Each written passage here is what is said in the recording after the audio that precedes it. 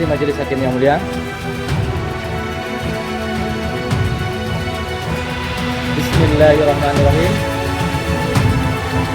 Demi keadilan oleh hari 22 Maret 2022 perihal nota pembelaan atau pledoi perkara nomor 248-B/2021-PN/PLI kepada yang terhormat Majelis Hakim Pemeriksa dan Penuntut Perkara atas nama terdakwa Syahril alias Aril bin Imo dan terdakwa Haji Muhammad Nur alias Haji Ahmad bin Sahabu almarhum di Pengadilan Negeri Pelehari.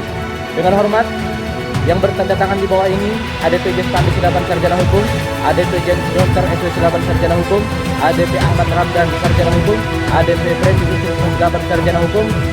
Yang kelima, Rusian Rejali Sarjana Hukum. Semuanya adalah keluarga negara Indonesia, pekerjaan advokat dari Law Fasadun Silaban dan Partner, bertindak untuk dan atas nama 1. Syahril alias Aril bin Imo sebagai terdakwa 1, 2. Haji Muhammad Nur alias Haji Ahmad sebagai terdakwa 2. Majelis Hakim yang mulia, saudara jaksa penuntut umum yang kami hormati, dengan ini perkenankan kami selaku penasihat hukum para terdakwa dalam perkara ini dan menjalankan hak kami untuk menyampaikan pembelaan atau pledoi atau surat tuntutan atau requisition saudara jaksa penuntut umum bahwa surat tuntutan saudara jaksa penuntut umum telah dibacakan pada persidangan Pengadilan Negeri Pelehari yang terbuka untuk umum, di mana menurut jaksa penuntut umum para terdakwa telah dinyatakan terbukti melakukan perbuatan pidana sebagaimana diatur dan dijelaskan pada pasal 170 ayat 1 KUH pidana. Majelis Hakim yang mulia, saudara jaksa penuntut umum yang kami hormati, pertama-tama izinkanlah kami selaku penasihat hukum dan terdakwa Syahril alias Aril bin Imo dan terdakwa Haji Muhammad Nur alias Haji Ahmad bin Sahabu almarhum memulai pledoi dengan penggalangannya. Pertama, penjelasan Undang-Undang Nomor 16 Tahun 2011 tentang bantuan hukum yang berbunyi sebagai berikut, selanjutnya dianggap terbaca. Karena itulah dasar dedikasi kami selaku penasihat hukum dalam menangani perkara ini.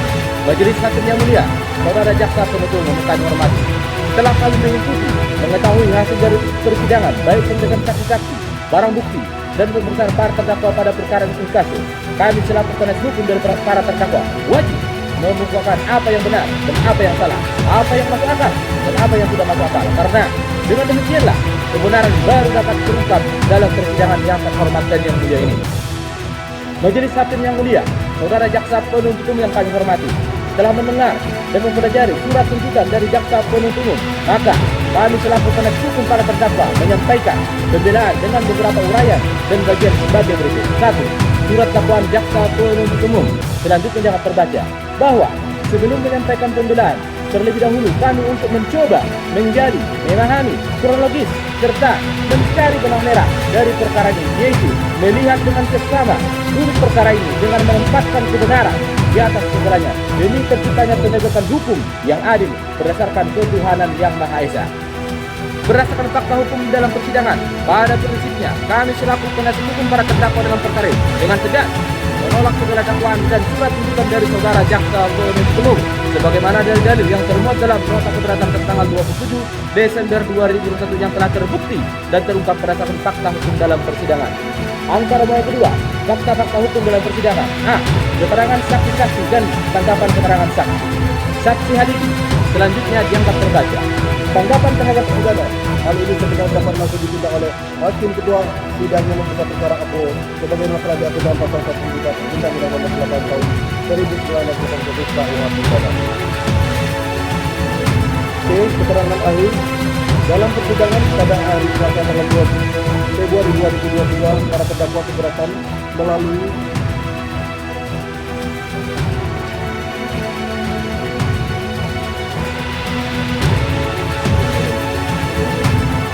namun hukum tidak selalu dikedepankan, namun kita sebagai umat Muhammad SAW kami mengedepankan namanya tabayun. Dan fakta hukum dalam persidangan Ketua Majelis Hakim berhasil mendamaikan saksi Halibi bin Gibran dengan terdakwa 1 dan terdakwa 2 Muhammad Nur alias Haji Ahmad bin Sahabu dengan mengucapkan suara tegas. C.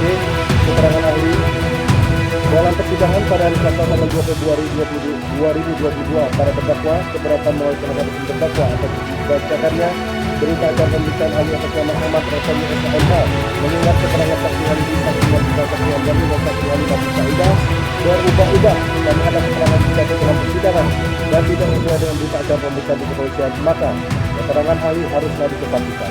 D. Perdamaian pada hari Selasa tanggal 2 Februari 2022 dengan agenda persidangan pemeriksaan saksi tambahan dihadirkan oleh jaksa penuntut umum dan konfrontasi keterangan saksi Halidi, saksi Marsupa dan saksi Hamdani.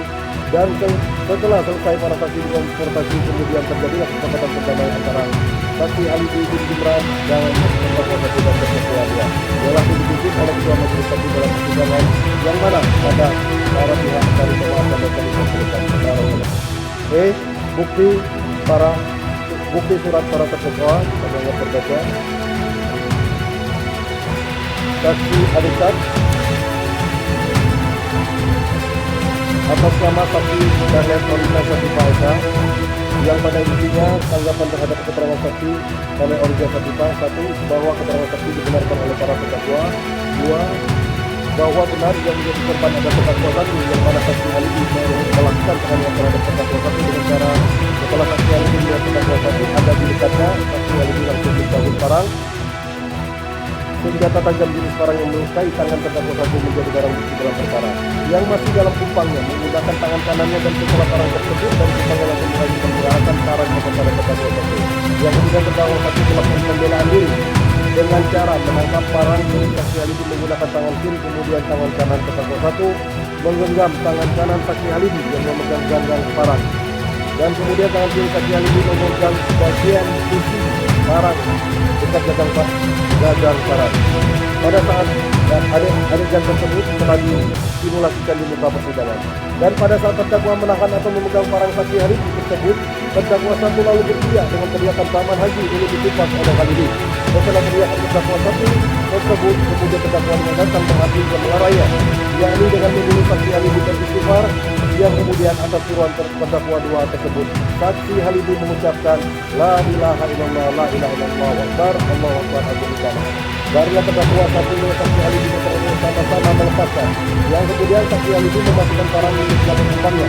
Dengan demikian, kehadiran daripada terdakwa 2 yang melarang terdakwa 1 dan saksi Halidi bukanlah merupakan suatu tindak pidana justru dengan kehadiran atau keberadaan terdakwa 2 lah, sehingga perbuatan saksi Halidi yang menganiaya terdakwa 1 berakhir. Bahwa atas penganiayaan yang dilakukan oleh saksi Halidi tersebut kepada terdakwa 1, terdakwa 1 telah melaporkan kepada pihak kepolisian sebagaimana terdapat dalam bukti C1. 2. Saksi Yahya. Selanjutnya dianggap terbuka.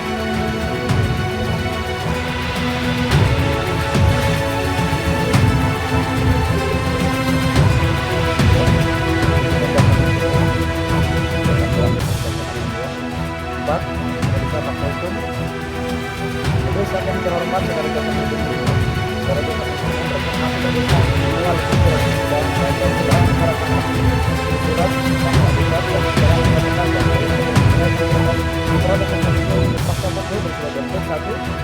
Berawal terdakwa 1 Syahri alias Ariel Jurjini pada hari Sabtu tanggal 2 Juni 2021 terkumpulnya 30 terangkat terhadap dorong lalu dengan membawa Bebun, yang caranya terancam dari hari ini makanan dan perlaku kubur. 2. Bahwa sebelum dikubur orang tua terdakwa 1 tidak mendorong kepada orang yang tahu selatan yang mana kebetulan kita terdakwa berbanyak yang berdiri terdakwa 2 terdakwa 1 menurut terdakwa 2 dan kemudian menurut terdakwa 2. 3.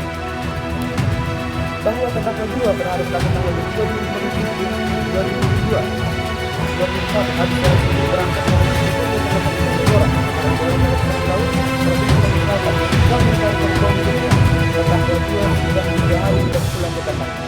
bahwa kemudian terdakwa 1 mendatangi terdakwa 2 ke pondok terdakwa 2.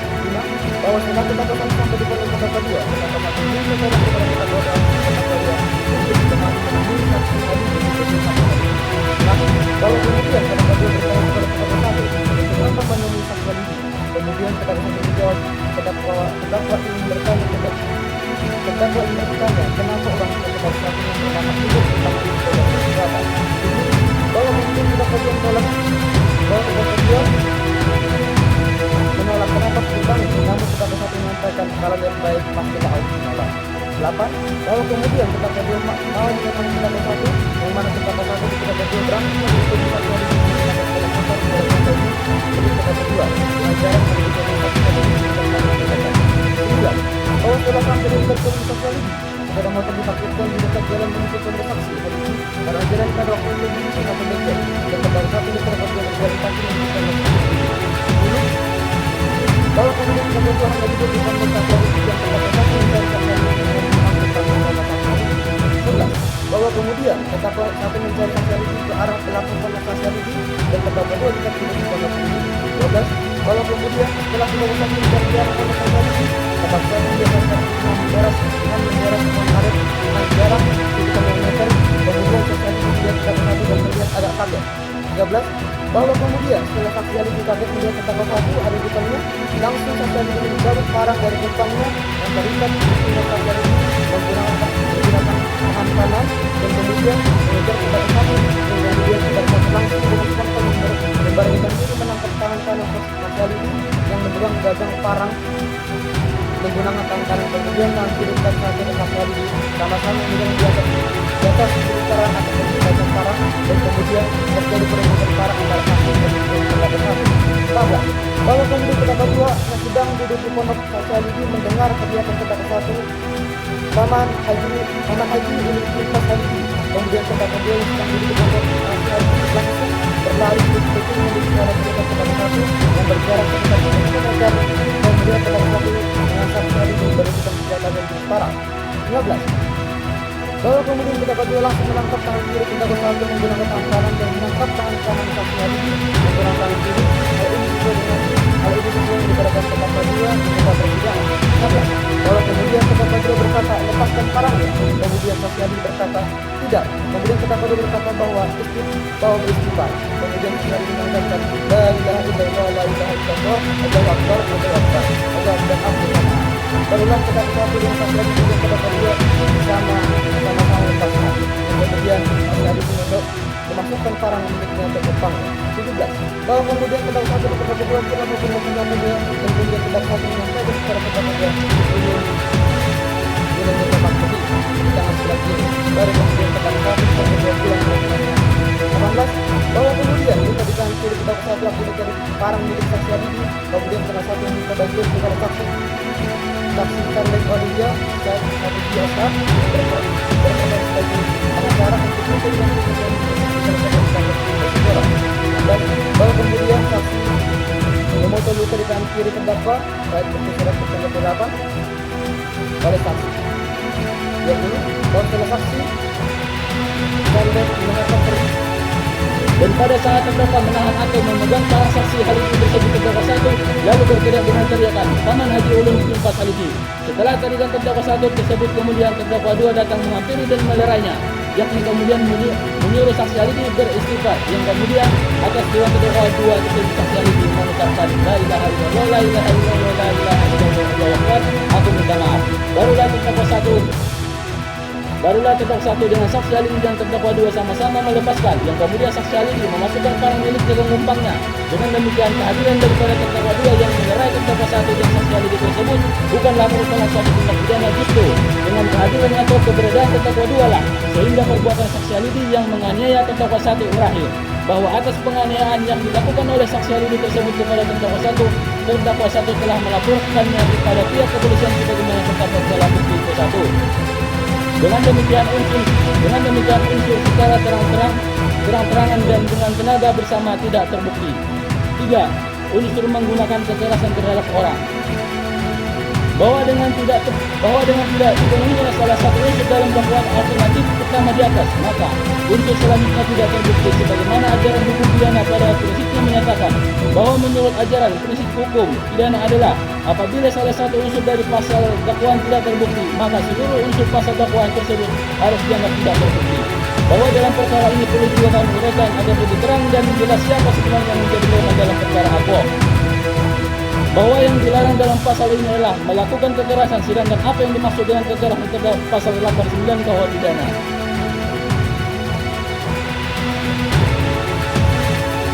Istilah kekerasan digunakan untuk menggambarkan perilaku baik yang terbuka atau tertutup yang disertai penggunaan kekuatan kepada orang lain bersifat menyerang atau bertahan. Kekerasan mengandung pengertian yang menggunakan tenaga fisik atau jasmania tindak kecil secara tidak sah, misalnya memukul, menyekap, menendang dengan tangan atau senjata dan sebagainya. Kekerasan dilakukan secara terbuka dengan kekuatan yang terkumpul, hingga kejahatan ini merupakan kejahatan terhadap ketertiban umum, di mana korban yang dirugikan kurang diperhatikan. Menurut Thomas Susanto, terdapat jenis-jenis kekerasan yang terbagi dalam 4 bentuk, yaitu: 1. Kekerasan terbuka merupakan kekerasan yang dilakukan oleh seorang atau beberapa orang yang dapat dilihat publik secara kasat mata, seperti perkelahian antar kerajaan. 2. Kekerasan tertutup merupakan kekerasan yang dilakukan secara bersembunyi atau tidak dilakukan secara fisik. Publik tidak mengetahui adanya dilakukan kekerasan jenis ini. Kekerasan ini lebih ditujukan pada psikologis korban, seperti perilaku mengancam. 3. Kekerasan agresif merupakan kekerasan yang dilakukan tidak untuk perlindungan tetapi untuk mendapatkan sesuatu. 4. Kekerasan defensif merupakan kekerasan yang dilakukan sebagai tindakan pelindung diri, baik kekerasan agresif maupun kekerasan defensif dapat bersifat terbuka ataupun tertutup. Thomas Susanto 2013. Pengertian kekerasan yang terdapat dalam pasal 170 KUHP ini tidak dijelaskan secara detail, hanya dijelaskan secara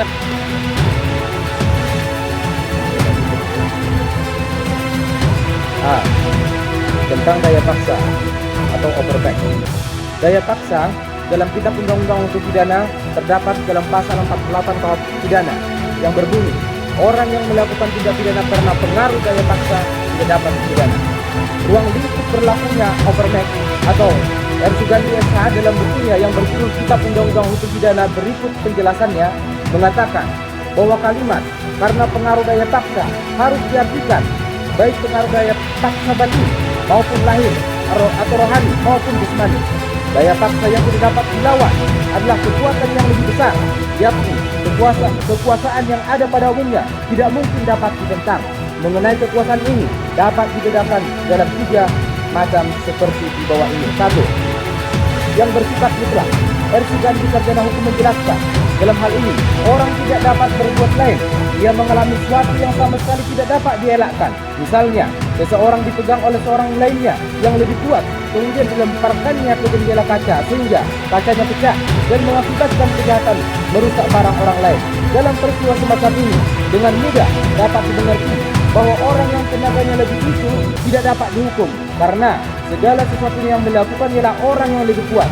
Orang inilah yang berbuat, dan dialah pula yang harus dihukum. Adi Handiang dalam bukunya yang berjudul Asas-Asas Hukum Pidana, sebagaimana kami sarikan mengatakan bahwa daya paksa absolut sebenarnya bukan daya paksa yang sesungguhnya, karena di sini pembuat sendiri menjadi korban paksaan fisik orang lain. Jadi dia tidak punya pilihan lain sama sekali. Misalnya seseorang yang diangkat oleh orang peculat yang kuat lalu dilemparkan ke orang lain sehingga orang lain itu tertindas dan cedera. Orang yang dilemparkan itu sendiri sebenarnya menjadi korban juga, sehingga sama sekali tidak dapat bertanggungjawab terhadap perbuatan menindas orang lain. Lebih lanjut, Andi Hamzah menjelaskan bahwa orang yang dilemparkan ini tidak dapat berbuat lain. Daya paksa absolut ini bersifat fisik, tetapi dapat juga bersifat psikis. Misalnya, orang yang dihipnotis sehingga melakukan delik. Di sini, orang tersebut tidak dapat berbuat lain. Selain daya paksa tersebut datang dari orang lain, daya paksa dapat juga datang dari alam. Misalnya, pilot yang pesawatnya terhempas ke landasan karena gempa sehingga menimpa pesawat lain yang menimbulkan korban di pesawat lain itu. 2. Yang bersifat relatif. R. Sugandi sarjana hukum menjelaskan, dalam hal ini kekuasaan atau kekuasaan yang memaksa orang lain itu tidak mutlak, tidak penuh. Orang yang dipaksa itu masih punya kesempatan untuk memilih mana yang akan dilakukan. Misalnya, A. Ditodong dengan pistol oleh B, disuruh membakar rumah. Apabila A tidak segera membakar rumah itu, maka pistol yang ditodongkan kepadanya tersebut akan ditembakkan. Dalam pikiran, memang mungkin A menolak perintah itu sehingga ia ditembak mati. Akan tetapi, apabila ia menuruti perintah itu, ia akan melakukan tindak pidana kejahatan. Walaupun demikian, ia tidak dapat dilakukan karena adanya paksaan tersebut. Perbedaan kekuasaan bersifat mutlak dan kekuasaan bersifat relatif ialah bahwa pada yang mutlak dalam segala sesuatunya orang yang memaksa itu sendirilah yang berbuat semaunya. Sedang apa yang relatif, orang yang dipaksa itulah yang melakukan karena dalam paksaan kekuatan. R. Silo dalam buku Kitab Undang-Undang Hukum Pidana serta komentar-komentar lengkap pasal demi pasal mengatakan bahwa paksaan itu harus ditinjau dari banyak sudut. Misalnya, Apakah yang dipaksa itu lebih lemah daripada orang yang memaksa? Apakah tidak ada jalan lain? Apakah paksaan itu betul-betul seimbang? Apabila diuji dan sebagainya, hakimlah yang harus menguji dan memutuskan hal ini. 3.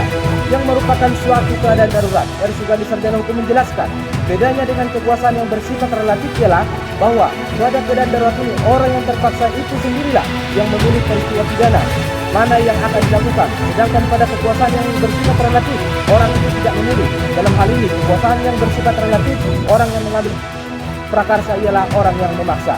R. Sugandi memberikan contoh keadaan darurat, misalnya untuk menolong seseorang yang tersekap dalam rumah yang sedang terbakar, seorang anggota pasukan pencegah kebakaran telah memecah sebuah jendela kaca yang berharga dari rumah terbakar itu untuk jalan masuk. Meskipun anggota pasukan pecah kebakaran itu telah melakukan kejahatan dan merusak barang orang lain, dia tidak dapat dihukum karena dalam keadaan darurat. D. Tentang pembelaan terpaksa atau pembelaan darurat atau noder. Pembelaan terpaksa dalam kuhap dibedakan menjadi dua, yaitu noder atau pembelaan terpaksa atau pembelaan darurat yang melampaui batas. Terdapat dalam pasal 49 KUHP pidana yang berbunyi, tindak pidana barang siapa melakukan perbuatan pembelaan terpaksa untuk diri sendiri maupun untuk orang lain, kehormatan kesusilaan atau harta benda sendiri maupun orang lain, karena ada serangan atau ancaman serangan yang sangat dekat pada saat itu yang melawan hukum. 2. Pembelaan terpaksa yang melampaui batas yang langsung dilakukan oleh kebincangan jiwa yang hebat karena serangan atau ancaman serang itu tidak dipidana. Untuk mengetahui batasan ruang lingkup berlakunya pasal ini, maka kita berpedoman pada unsur noder atau noder excess menurut Andi Hamzah, dan syarat-syarat satu tindakan dikategorikan sebagai noder menurut Andi Hamzah. Unsur suatu pembelaan adalah: 1. Pembelaan itu bersifat terpaksa. 2. Yang dibela adalah diri sendiri, orang lain, kehormatan kesusilaan atau harta benda sendiri atau orang lain. 3. Ada serangan. Ini hakim yang mulia jaksa penuntut yang kami hormati. Berdasarkan fakta-fakta hukum dan semua ulasan di atas, kami penasihat hukum para terdakwa memohon dengan segala hormat kepada Majelis Hakim Pengadilan Negeri Pelihari yang memeriksa dan mengadili perkara Apol kiranya berkenan memutuskan yang amarnya sebagai berikut. 1.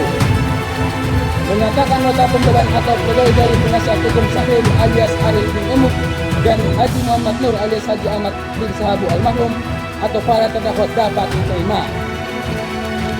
2. Menolak isi dan makna surat dakwaan dan surat tuntutan jaksa penuntut umum dengan surat tuntutan nomor rek